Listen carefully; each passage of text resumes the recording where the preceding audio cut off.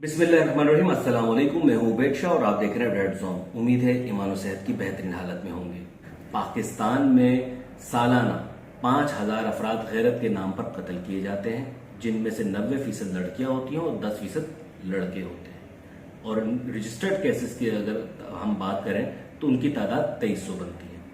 सिंध हुकूमत की जानिब से कारोकारी ऑनर किलिंग, गैरत के नाम पर कत्ल के हवाले से कोई कानून साजी अभी तक अमल में नहीं आई है, बल्कि पार्लियामान में बलूचिस्तान के पार्लियामेंटेरियन भी और सिंध के पार्लियामेंटेरियन ने भी इसको अपनी कबायली रिवायात, अपना कानून, अपना जरगा सिस्टम सीना ठोक के कहा है। लेकिन कुछ लॉबीज सिंध हुकूमत में ऐसी रही हैं जो कि अपने आकाओं के कहने पर हमारे कवानीन से छेड़छाड़ करती रहती हैं। सबसे पहला कानून यहाँ पे कम उम्र की शादी के हवाले से एक बिल पेश किया गया। उसके बाद दूसरा कानून जो था वो मजहब की तब्दीली के हवाले से था। ये दोनों कानून 2016 में पीपल्स पार्टी की हुकूमत की जानिब से पेश किए गए और इस कानून के अब साइड इफेक्ट्स हमारे सामने आना शुरू हो गए हैं। पहला साइड इफेक्ट हमें आरजू फातिमा की सूरत में मिला है, जबकि दूसरा साइड इफेक्ट हमें दुआ जहरा की सूरत में मिल सकता है। वो कैसे, मैं आपको बताऊं। आरजू फातिमा क्रिश्चियन लड़की थी जिसने पसंद की शादी कर ली थी। अदालत, अब उसकी वीडियोस भी मौजूद हैं कि उसकी माँ से मिलने तरले कर रही है और वो कलमे का व्रत कर रही है। उसके बाद अदालत में कम उम्र वो डिक्लेयर हो जाती है कि वो कम उम्र है, 18 साल की नहीं है। उसकी शौहर पे जना की दफा लगा दी जाती है। वो जेल में बैठा हुआ है। लड़की को सेफ हाउस में भेज दिया जाता है, शेल्टर हाउस में भेज दिया जाता है। 3 महीने वो वहां रहती है, माँ बाप के साथ जाने के लिए तैयार नहीं होती। फिर अचानक से एक खत वो अदालत में भेजती है, एक दरख्वास्त अदालत में भेजती है कि वो अपने पेरेंट्स के साथ जाना चाहती है। अदालत कहती है जी बिल्कुल चली जाए, लेकिन इनका मजहब आप तब्दील नहीं करेंगे। माँ बाप को पाबंद किया जाता है। मुसलमान हो चुकी लड़की, इसका मजहब तब्दील नहीं करना। हर 3 महीने बाद फलाने पुलिस स्टेशन में जाके अपना बयान रिकॉर्ड करवाना, फला फला फला फला। लेकिन ताज़ा तरीन सूरत हाल जो हमें अब तक पता चली है वो ये है कि आरजू फातिमा दोबारा क्रिश्चियन हो चुकी है। लास्ट इंटरव्यू उसका एक चर्च में लिया गया। ये था तब्दीली मजहब के कानून को इस्तेमाल करते हुए एक मुसलमान होने वाली लड़की को दोबारा ईसाई कर दिया गया।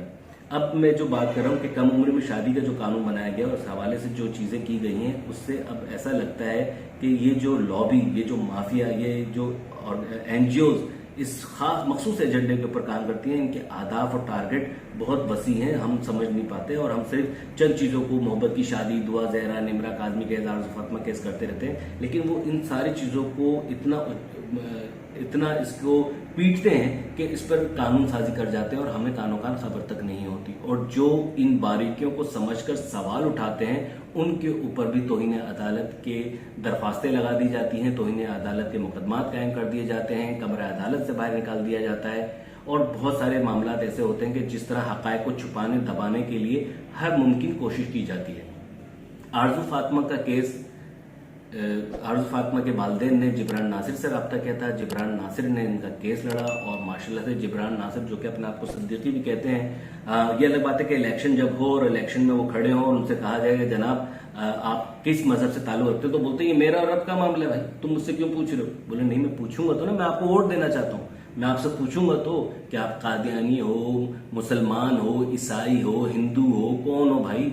मैं अपने उम्मीदवार को अच्छी तरीके से जानूंगा तो ना कि भाई किस मजहब से ताल्लुक रखता है, किस दीन से ताल्लुक रखता है, इसकी सोच क्या है, इसके नजरियात क्या है, मैं इसको वोट दूं तो ये किस तरह मेरे साथ चलेगा। उस पर मौसूफ पब्लिक प्लेस पे आवाम से झगड़ते भी रहेंगे। नहीं, आप ये पूछने का, मैं अब आया हूं आपसे वोट मांगने, वोट देने दो, नहीं देना जाओ, मुझसे मेरा मजहब नहीं पूछो। ये वो साहब है।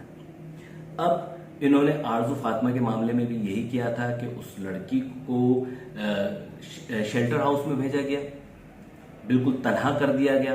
3 महीने तक वो एक नफ्सियात, जाहिर है उसने एक नया नया दीन कबूल किया था, इस्लाम कबूल किया था। एक प्रेशर, एक दबाव की सूरत हाल आप समझ सकते होंगे कि उसके ऊपर एक प्रेशर होगा। 3 महीने तक उसको रखा गया ये कहकर कि जनाब रुजू कर लें, सोच लो जरा इस मजहब पे कायम रहना है कि नहीं रहना है, और शादी वगैरह के मामले में जरा सोच लो। ये सोचने का जो मामला होता है एक प्रेशर होता है, जो हमारी सिंध हुकूमत एक बिल के जरिए इसको कानूनी बनाती है कि मैं तुम्हें प्रेशर दूंगी, मैं तुम्हें प्रेशराइज करता रहूंगा, देखता हूं कि कब तक नहीं टूटते। आरजू फातिमा की दरख्वास्त जाती है और वो वहां पर चली जाती है। कुछ इतलात ये भी है कि वो क्रिश्चियन हो चुकी है दोबारा। और ये तमगा, ये कामयाबी जिब्रान नासिर साहब के सर पर है, जो कि अपने आप को जिब्रान नासिर सिद्दीकी कहते हैं। ये उनके सर है। अब इन्होंने यही हर बात दुआ ज़हरा केस के लिए अपनाया। वो हर उस आवाज को बंद कर देना चाहते हैं जो इस दुआ ज़हरा केस में कम उम्र की शादी के मामलात हों या मजहब की तब्दीली के मामलात पर जो रिपोर्टर्स हजरात, बिलखुसूस कोर्ट रिपोर्टर हजरात जो गहरी नजर रखते हैं, उनकी आवाज को दबाना चाहते हैं। 16 अप्रैल से लेके 22 अप्रैल तक इस शहर से लड़कियां होती हैं, मुबीना तौर पर उनके अगवा का कहा जाता है, पसंद की शादी कर लेती हैं, घर वाले माफ कर देते हैं या उनसे कतई ताल्लुक इख्तियार कर लेते हैं। लेकिन दुआ ज़हरा केस में ये नहीं होता। दुआ ज़हरा केस में इसको मसलक का रंग दिया जाता है, फिर लसानियत का रंग दिया जाता है, फिर किसी गैंग का नाम लाया जाता है। तो साहब तो ऐसे भी हैं कि बच्ची खुद आकर अगर इंटरव्यू दे दे कि नहीं मैंने अपनी मर्जी से शादी की है, तो बच्ची को तकिए के ऊपर बिठा दिया, उसके हाथ की मूवमेंट ये बता रही है, उसके गाल की मूवमेंट ये बता रही है। अरे खुदा के बंदो, कुछ अल्लाह का खौफ करो, कुछ खुदा का खौफ करो। इस मुआशरे को तुम लोग किस नहज पे लेके जा रहे हो? और जो लोग इस प्रोपेगेंडे के खिलाफ खड़े होते हैं और जो खालिसतन अदालती कार्रवाई की रिपोर्ट करते हैं कि जनाब ये केस था, ये दलाइल दिए गए, ये फैसला आया, उसको आप उनकी आवाज को दबाने की कोशिश करते हो, उनको कमरे अदालत से निकाल देते हो। बिलाल भाई हमारे बहुत अच्छे दोस्त हैं, कोर्ट रिपोर्टर हैं, उनके ऊपर अभी ये जिब्रान नासिर साहब ने नोटिस भी कर दिया तौहीन अदालत का। जिब्रान नासिर साहब जो कि हर कंट्रोवर्शियल चीज में उंगली करते हैं, इस कंट्रोवर्शियल मामले में भी काफी देर के बाद कूदे और उसके बाद चीजों को अपने तरीके से सेट करना चाह रहे हैं, ठीक है। लेकिन आप दूसरे की आवाज को दबाने का हक नहीं रखते।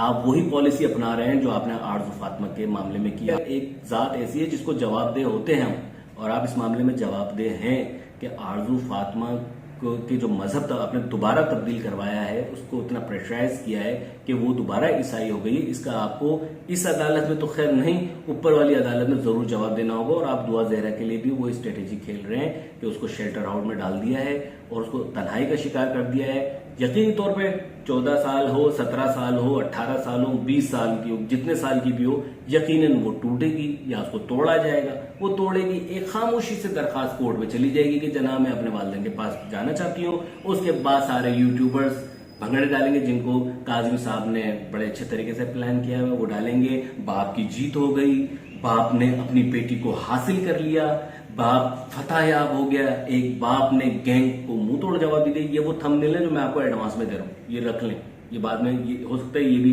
काम है। जिब्रान नासिर ने आरजू फातिमा केस में भी यही किया, अब वो यही स्ट्रेटेजी दुआ ज़हरा केस में भी कर रहे हैं। 6 दिन से वो शेल्टर हाउस में मौजूद है, एक दरख्वास्त नहीं लगाई कि हमें अपनी बेटी से मिलने दिया जाए, भले इंतजामिया और पुलिस की मौजूदगी में मिलने दें, हम उसे देख तो लें। और जो लोग साल हाथ साल से कोर्ट रिपोर्टिंग कर रहे हैं, उनको अपना बयानिया, अगर वो आपका बयानिया आपके तरीके से या आपके मुंह में डाली हुई बात नहीं कह रहे हैं, तो उनके ऊपर आप मुकदमा दर्ज करवाओगे, उनको संगीन नताइज की धमकियां दोगे।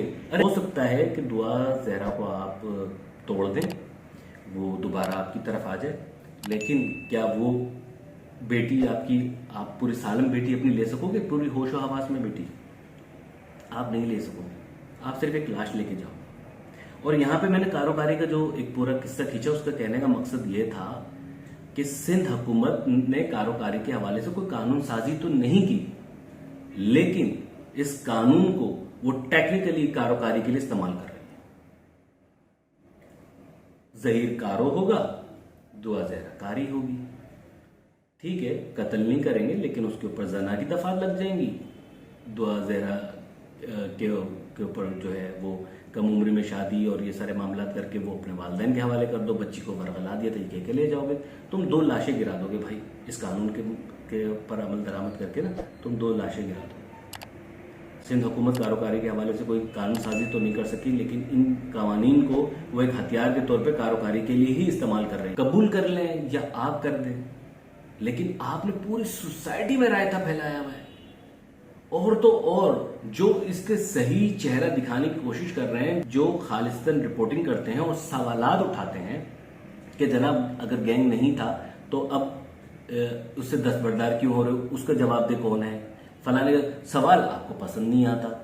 क्यों? क्योंकि आपने तो लसानी से शुरू किया था, मस्जिद में ऐलान नहीं हुआ था, ठीक है, क्योंकि आप फलाने फिर कहेंगे जी हम ऐलान नहीं करेंगे। आपने तो स्टार्ट ही ये पकड़ा था, आपका ये ट्रैक बता रहा था कि आप बहुत दूर तक जाएंगे।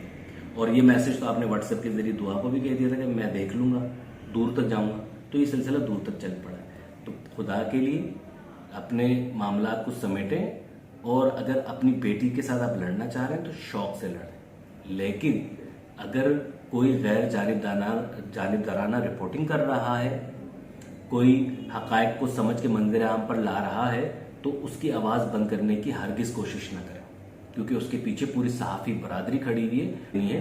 और सिंध हुकूमत की जिन लोगों ने कम उम्र में शादी के हवाले से कानून साजी की है और तब्दीली मजहब के हवाले से कानून साजी की है, उनका भी पूरा एक बैकग्राउंड है। वो किस एनजीओ के लिए काम करते हैं, किसके साथ चलते हैं, जिब्रान नासिर किस एनजीओ के लिए काम करते हैं, किन के साथ चलते हैं, ये सब लोग अच्छी तरह उनसे वाकिफ हैं।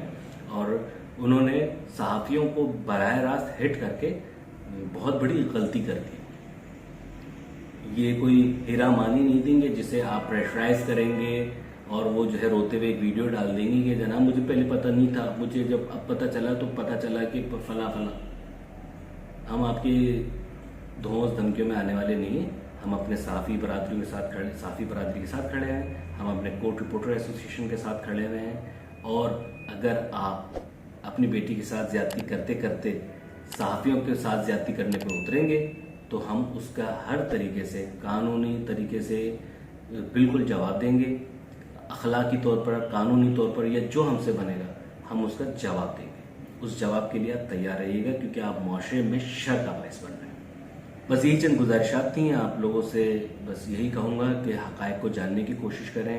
सोशल मीडिया पर बहुत सारी चीज़ें आती हैं, बहुत सारे प्रोपेगेंडा आता है, लेकिन बकौल शायर सदाकत हो तो दिल सीनों से खींचने लगते हैं वाइज, हकीकत खुद को मनवा लेती है, मानी नहीं जाती।